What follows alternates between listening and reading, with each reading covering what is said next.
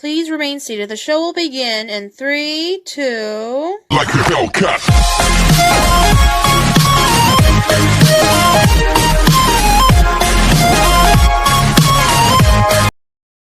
Hi, I'm FandomTraveller87. Want to hear a ghost story?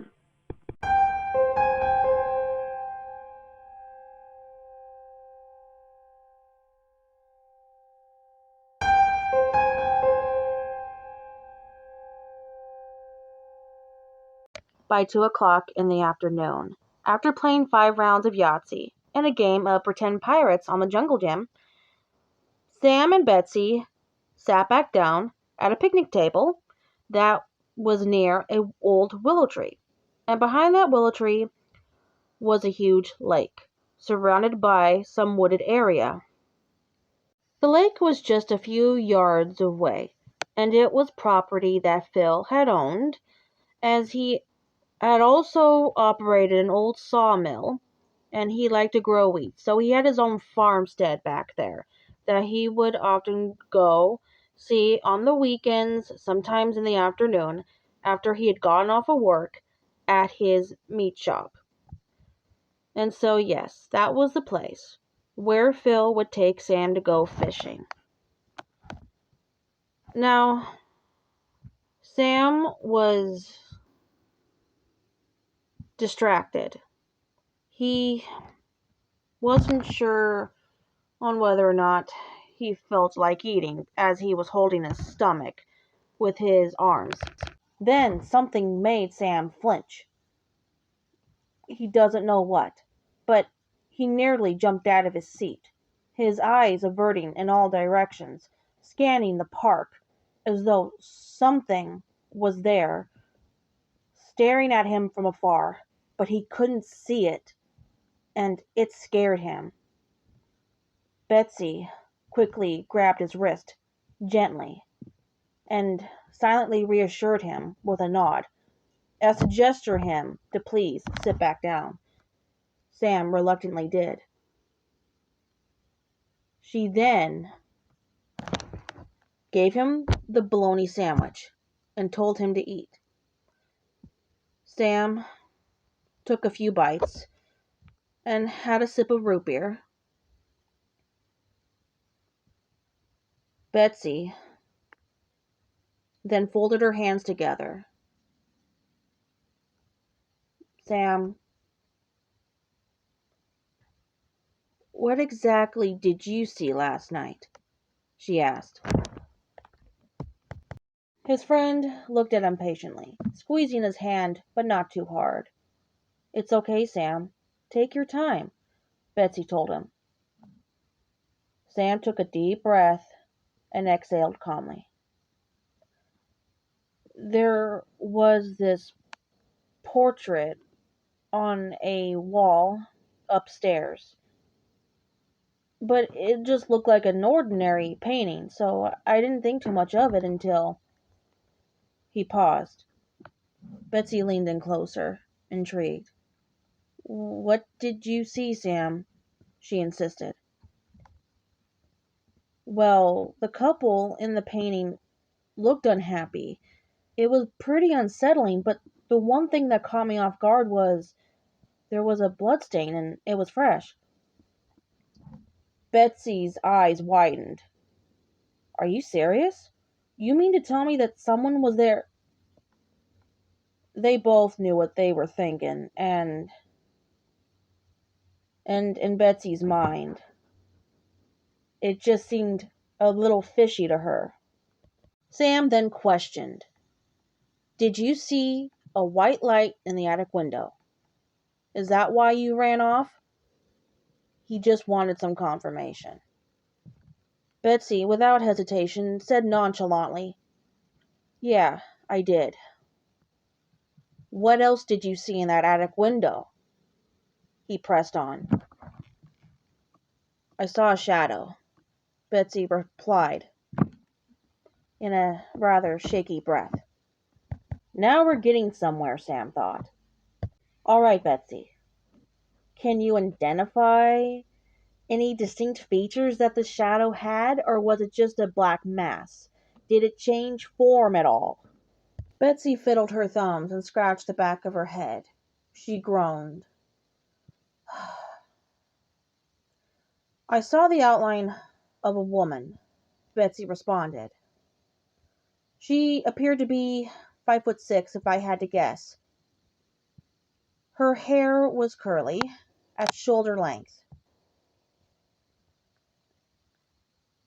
Her features became slightly more clearer as the light had shone brighter.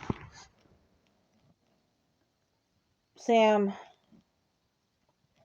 where her eyes should have been, there were dark hollow sockets with 2 crimson orbs.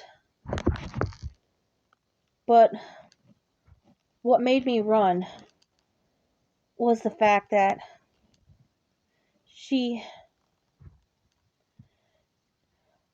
Sam, her face melted off partway,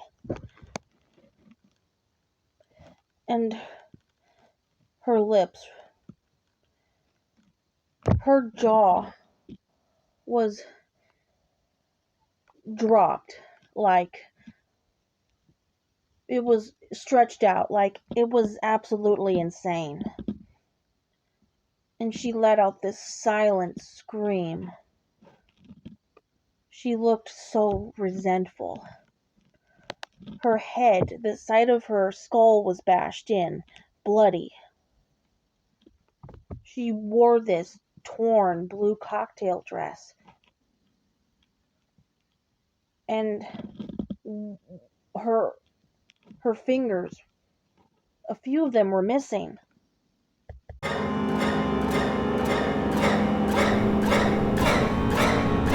Betsy began to sob uncontrollably. Her dog laid its head on her lap.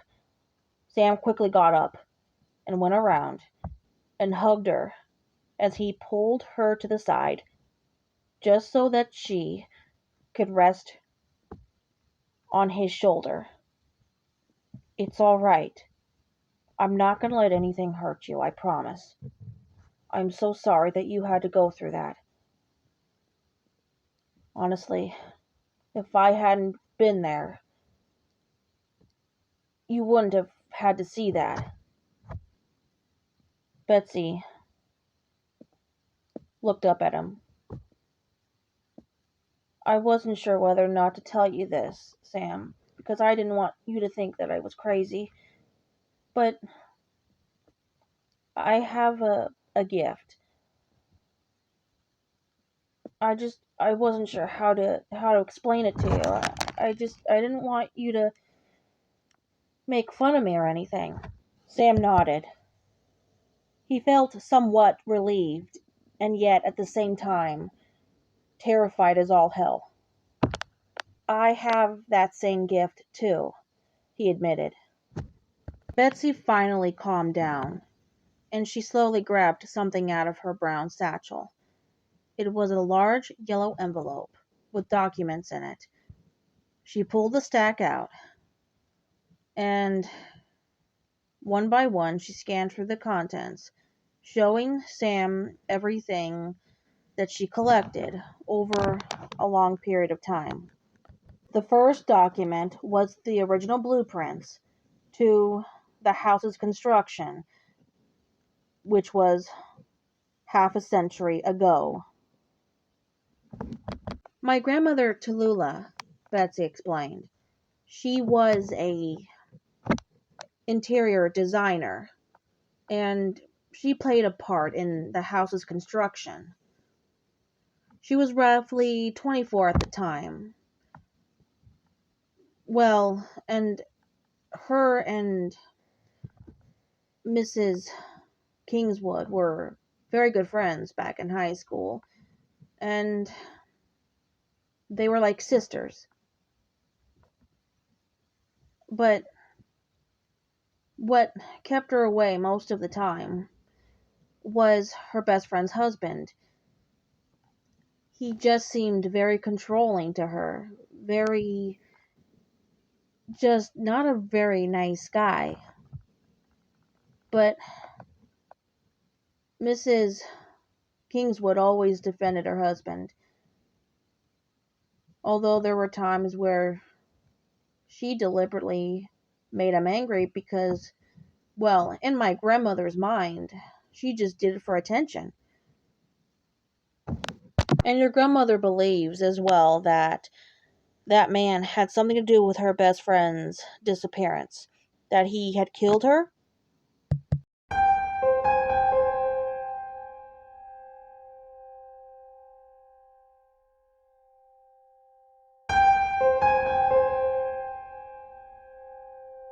Well, yes, of course, Betsy replied.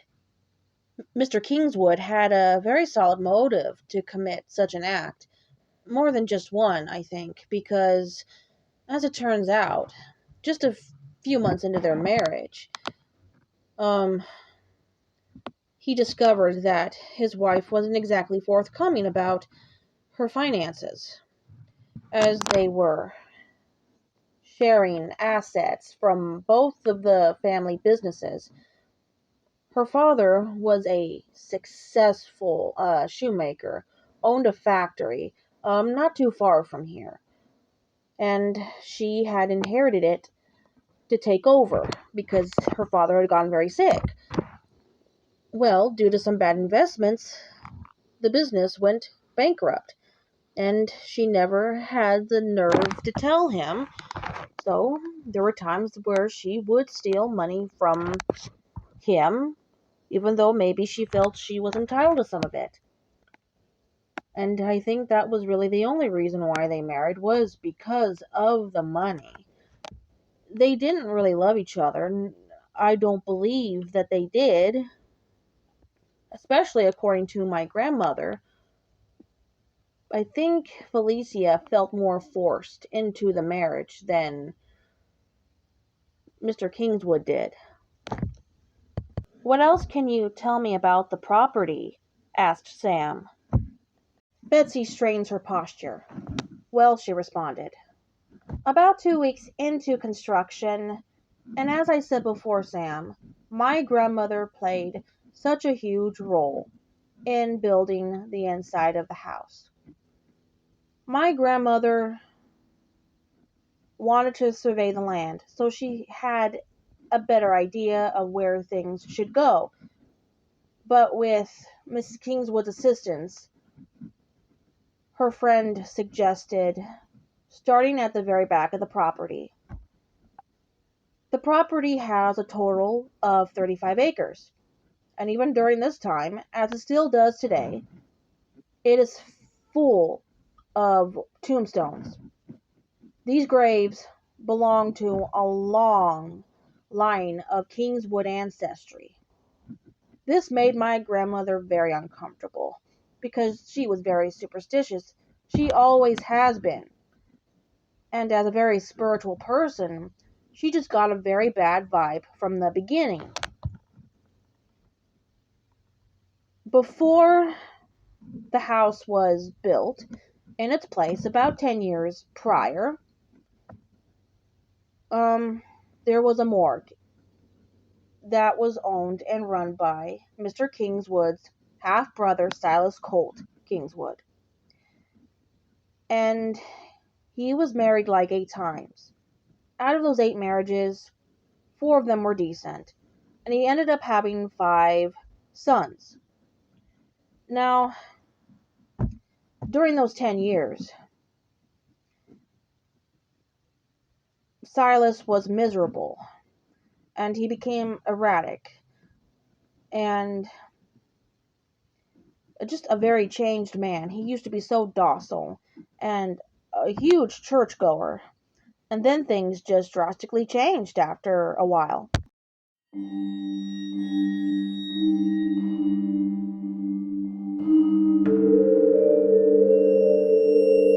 What what changed him? Sam stammered. I'm not exactly sure, Bessie said, and neither is my grandmother. But she and Silas were like sweethearts for a while. They had dated back in their teen years, probably when they were 16. And when she would go and visit him, as part of the building was converted into a living space, she had walked in maybe 7 or 10 times during those 10 years, and she just felt this aura, this heaviness, this absolute, she just couldn't explain it. But something definitely about Silas, it wasn't him anymore. It was like he, most of the time, was like a vegetable, just sitting there drooling, and in his um, wooden chair over at his usual spot at the kitchen table, just staring at nothing, just drooling away, and not even responding to a hello. Or and eventually, when my grandmother could get his attention, he just snapped out of whatever trance he was in.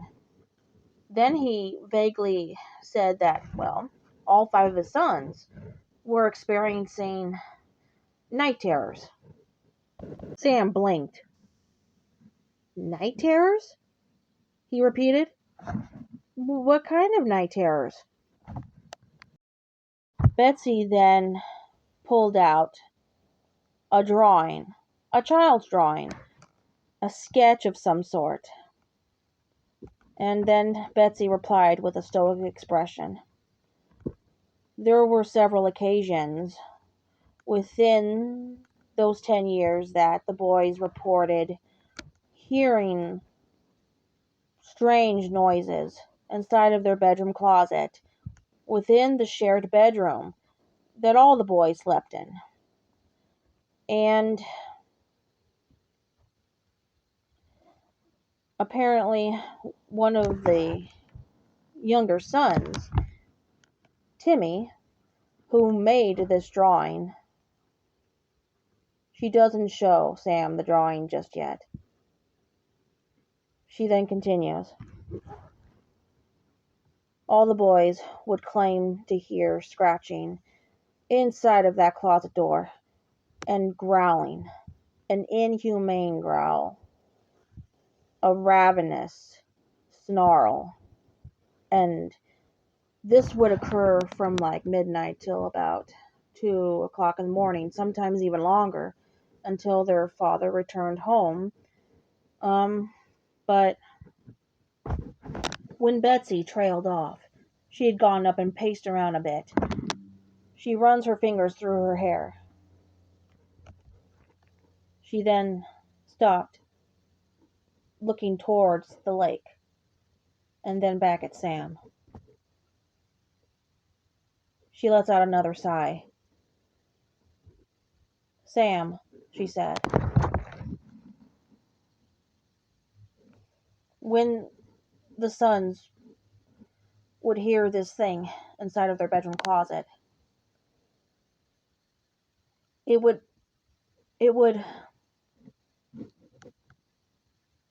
she chokes out, it would say their names.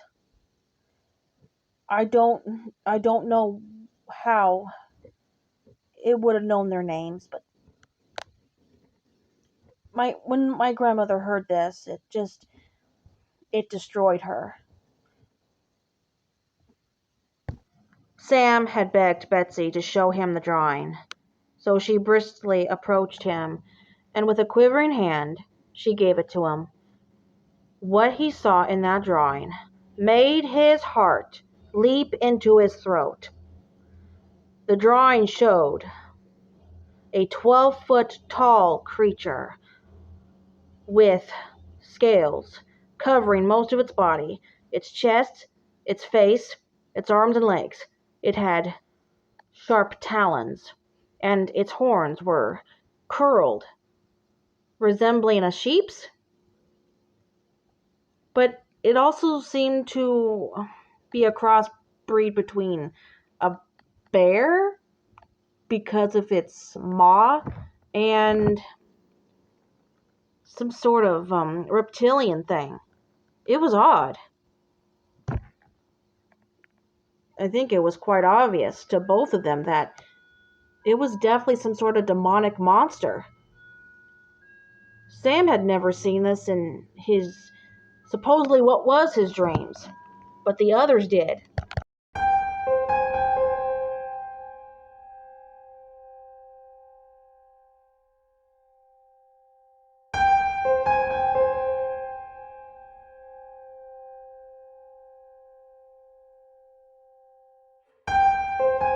Alright, my darlings, this concludes part 3 of my original ghost story, The Shadow Lady of the Kingswood House. I absolutely have been enjoying doing this series so far, but I do hope that you guys will check out my other content, such as my web series Creep Factor. There are 3 episodes published, so please feel free to check those ones out. I also have other videos up of a lot of the Halloween stuff that I was looking forward to doing all year, and some work definitely went into those. Spent a lot of time editing and trying to build this channel, and I'm really pleased with the work that I've done. It feels so good to be right back into it. I'm just glad that I'm not doing it as a career because I don't have the time for that, but I'm just happy to at least try to post at least once or twice a day. So with that being said, I might just be working on another video today that I might have up sometime in the afternoon or sometime tonight. So stay tuned for that. Please like, subscribe, and hit that notification bell to get future updates. And honestly, I appreciate you all. Thank you so much for the views. This has been an exciting journey for me. So, until next time, be sure to keep your windows barred shut, curtains drawn, make sure all your doors are locked, and before you go to sleep tonight, always look underneath your bed.